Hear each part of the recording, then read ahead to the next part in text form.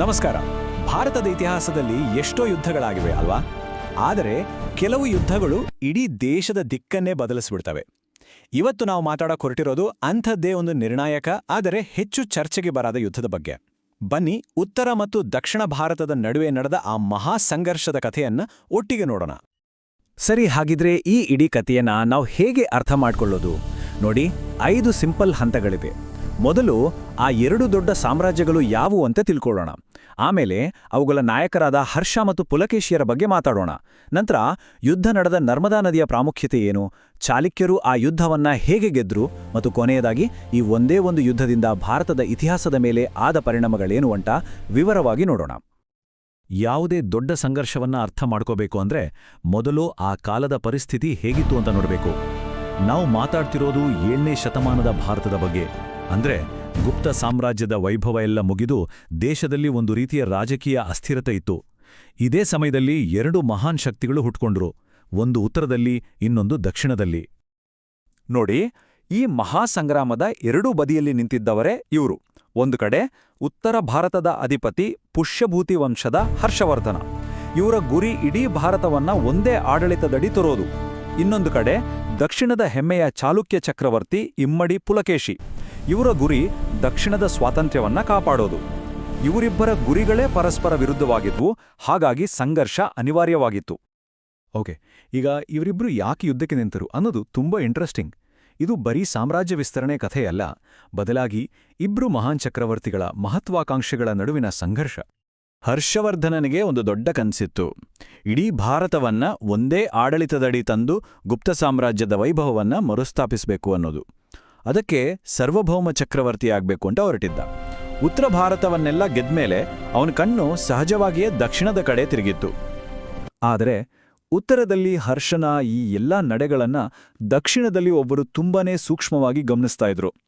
ಅವರೇ ಇಮ್ಮಡಿ ಪುಲಕೇಶಿ. ಅವರು ಕೇವಲ ಒಬ್ಬ ಯೋಧ ಆಗಿರಲಿಲ್ಲ, ಬದಲಿಗೆ ಒಬ್ಬ ಚಾಣಾಕ್ಷ ರಾಜತಾಂತ್ರಿಕ ಮತ್ತು ದೂರದೃಷ್ಟಿಯಿದ್ದ ಮಹಾನ್ ತಂತ್ರಜ್ಞ. ಪುಲಕೇಶಿ ಸುಮ್ಮನೆ ಕೂರ್ಲಿಲ್ಲ. ಹರ್ಷ ಖಂಡಿತ ದಕ್ಷಿಣಕ್ಕೆ ಬರ್ತಾನೆ ಅಂತ ಅವರಿಗೆ ಮೊದಲೇ ಗೊತ್ತಿತ್ತು. ಹಾಗಾಗಿ ಅವರೊಂದು ಮಾಸ್ಟರ್ ಪ್ಲಾನ್ ರೆಡಿ ಮಾಡಿದ್ರು. ಮೊದಲು ಉತ್ತರದ ರಾಜಕೀಯವನ್ನ ಗಮನಿಸ್ತಿದ್ರು. ಹರ್ಷನ ದಾಳಿಯನ್ನ ಮೊದಲೇ ಊಹಿಸಿ ತಮ್ಮ ಗಡಿಗಳನ್ನ ಬಲಪಡಿಸಿದ್ರು. ಮತ್ತು ಕೊನೆಗೆ ಅವರ ಬ್ರಹ್ಮಾಸ್ತ್ರವೇ ನರ್ಮದಾ ನದಿ. ಆ ನದಿಯನ್ನೇ ಒಂದು ಅಸ್ತ್ರವಾಗಿ ಬಳಸ್ಕೊಳ್ಳೋಕೆ ಯೋಜನೆ ರೂಪಿಸಿದ್ರು. ಈಗ ಬರೋಣ ಯುದ್ಧದ ನಿಜವಾದ ಹೀರೋ ಹತ್ರ. ಅದು ಯಾವ ರಾಜನೂ ಅಲ್ಲ, ಸೈನ್ಯನೂ ಅಲ್ಲ, ಅದು ಒಂದು ನದಿ. ಹೌದು, ನರ್ಮದಾ ನದಿ. ಈ ಯುದ್ಧದ ಫಲಿತಾಂಶವನ್ನೇ ಬರೆದಿದ್ದು ಇದೇ ನದಿ. ಹಾಗಿದ್ರೆ ನರ್ಮದಾ ನದಿ ಯಾಕೆ ಅಷ್ಟೊಂದು ಮುಖ್ಯವಾಯಿತು? ಯೋಚನೆ ಮಾಡಿ. ಹರ್ಷನ ಸೈನ್ಯ ಅಂದ್ರೆ ಲಕ್ಷಾಂತರ ಸೈನಿಕರು, ಸಾವಿರಾರು ಆನೆಗಳು. ಇಂಥ ದೈತ್ಯ ಸೈನ್ಯಕ್ಕೆ ಆಳವಾದ ನದಿಯನ್ನ ದಾಟೋದು, ದಟ್ಟ ಕಾಡಿನಲ್ಲಿ ಸಾಗೋದು ಅಂದ್ರೆ ಸುಲಭದ ಮಾತಲ್ಲ. ಆದರೆ ಇದೇ ಭೂಪ್ರದೇಶ ಪುಲಕೇಶಿಯ ಸಣ್ಣ ಚುರುಕಾದ ಸೈನ್ಯಕ್ಕೆ ಒಂದು ನೈಸರ್ಗಿಕ ಕೋಟೆಯಾಗಿತ್ತು. ಇಲ್ಲಿ ನೋಡಿ, ಇದು ನಿಜಕ್ಕೂ ದೈತ್ಯನೊಬ್ಬನ ವಿರುದ್ಧ ಕುಳ್ಳನೊಬ್ಬನ ಹೋರಾಟದಂತಿತ್ತು. ಹರ್ಷನ ಹತ್ರ ಸಂಖ್ಯಾಬಲ ಇತ್ತು, ಆನೆಗಳ ಶಕ್ತಿ ಇತ್ತು. ಆದರೆ ಪುಲಕೇಶಿ ಹತ್ರ ಇದ್ದಿದ್ದು ಸ್ಥಳೀಯ ಜ್ಞಾನ, ವೇಗ ಮತ್ತು ಅದ್ಭುತ ತಂತ್ರಗಾರಿಕೆ. ಶಕ್ತಿ ದೊಡ್ಡದೋ ಅಥವಾ ಬುದ್ಧಿ ದೊಡ್ಡದೋ ಅನ್ನೋದೇ ಇಲ್ಲಿ ಪ್ರಶ್ನೆಯಾಗಿತ್ತು. ಸರಿ, ಈಗ ಕಥೆಯ ಅತ್ಯಂತ ರೋಚಕ ಭಾಗಕ್ಕೆ ಬಂದಿದ್ದೇವೆ. ಈ ಯುದ್ಧ ನಡೆದಿದ್ದು ಹೇಗೆ? ಇದೇನೋ ಒಂದೇ ದಿನದಲ್ಲಿ ಮುಗಿದು ಹೋದೆ ಕದನವಲ್ಲ. ಬದಲಿಗೆ ಬುದ್ಧಿವಂತಿಕೆ ಮತ್ತು ಶಕ್ತಿಯ ನಡುವೆ ನಡೆದ ಒಂದು ಸುದೀರ್ಘ ಚದುರಂಗದಾಟ. ನೋಡಿ, ಚಾಲುಕ್ಯರ ತಂತ್ರ ಎಷ್ಟು ಅದ್ಭುತವಾಗಿತ್ತು ಅಂತ. ಅವರು ಹರ್ಷನ ಸೈನ್ಯದ ಜೊತೆ ಮುಖಾಮುಖಿ ಯುದ್ಧಕ್ಕೆ ಇಳಿಲೇ ಇಲ್ಲ. ಮೊದಲು ಹರ್ಷನ ಸೈನ್ಯ ನದಿ ದಾಟ್ಲು ಪ್ರಯತ್ನಿಸಿದಾಗ ಅನಿರೀಕ್ಷಿತ ದಾಳಿಗಳನ್ನ ಮಾಡಿದ್ರು. ಆ ದಟ್ಟ ಕಾಡಿನಲ್ಲಿ ಹರ್ಷನ ದೈತ್ಯ ಆನೆಗಳು ಕಕ್ಕಾಬಿಕ್ಕಿಯಾದವು. ಎಲ್ಲಕ್ಕಿಂತ ಮುಖ್ಯವಾಗಿ ಉತ್ತರದ ಸೈನ್ಯಕ್ಕೆ ಬರ್ತಿದ್ದ ಊಟ, ನೀರು, ಶಸ್ತ್ರಾಸ್ತ್ರಗಳನ್ನೇ ಕಟ್ ಮಾಡಿದ್ರು. ಕೊನೆಗೆ ಹರ್ಷನ ಅಜೇಯ ಸೈನ್ಯಕ್ಕೆ ಸೋಲೊಪ್ಕೊಂಡು ವಾಪಸ್ ಹೋಗದೆ ಬೇರೆ ದಾರಿಯೇ ಇರಲಿಲ್ಲ. ಈ ಯುದ್ಧದ ಗೆಲುವು ಸೋಲು ಕೇವಲ ಅಂದಿಗೆ ಸೀಮಿತವಾಗಿರಲಿಲ್ಲ. ಇದರ ಪರಿಣಾಮ ಭಾರತದ ಇತಿಹಾಸದ ಹಾದಿಯನ್ನೇ ಶಾಶ್ವತವಾಗಿ ಬದಲಾಯಿಸಿತು. ಅದು ಹೇಗೆ ಅಂತ ನೋಡೋಣ ಬನ್ನಿ. ಇದು ಹರ್ಷನಿಗೆ ಕೇವಲ ಒಂದು ಸೈನಿಕ ಸೋಲಾಗಿರಲಿಲ್ಲ. ಇದು ಅವನ ಅಹಂಕಾರಕ್ಕೆ, ಅವನ ಸಾರ್ವಭೌಮ ಚಕ್ರವರ್ತಿ ಅನ್ನೋ ಕನಸಿಗೆ ಬಿದ್ದ ದೊಡ್ಡ ಪೆಟ್ಟು. ಎಷ್ಟರ ಮಟ್ಟಿಗೆ ಅಂದ್ರೆ ಜೀವನದಲ್ಲಿ ಮತ್ತೆಂದು ಅವನು ದಕ್ಷಿಣದ ಕಡೆ ತಲೆ ಹಾಕಿ ಕೂಡ ಮಲಗಲಿಲ್ಲ. ನರ್ಮದಾ ನದಿಯೇ ಅವನ ಸಾಮ್ರಾಜ್ಯದ ಗಡಿಯಾಗಿ ಉಳಿದುಬಿಟ್ಟಿತು. ಈ ಗೆಲುವಿಗೆ ಇದಕ್ಕಿಂತ ಒಳ್ಳೆ ಸಾಕ್ಷಿ ಬೇಕೇ? ಚಾಲುಕ್ಯರ ಆಸ್ಥಾನ ಕವಿ ರವಿಕೀರ್ತಿ ಐಹೊಳೆ ಶಾಸನದಲ್ಲಿ ಎಷ್ಟು ಸುಂದರವಾಗಿ ಬರೆದಿದ್ದಾನೆ ನೋಡಿ. ರಾಜಹರ್ಷನ ಹರ್ಷವನ್ನೇ ಅಂದ್ರೆ ಸಂತೋಷವನ್ನೇ ಪುಲಕೇಶಿಯ ಶೌರ್ಯ ಕಿಚ್ಕೊಂಡಿತು ಅಂತ. ಇದು ಚಾಲುಕ್ಯರ ವಿಜಯದ ಅಧಿಕೃತ ಘೋಷಣೆಯಾಗಿತ್ತು. ಕೇವಲ ನಮ್ಮ ದೇಶದ ದಾಖಲೆಗಳು ಮಾತ್ರವಲ್ಲ, ಹೊರಗಿನಿಂದ ಬಂದವರು ಇದನ್ನೇ ಹೇಳ್ತಾರೆ.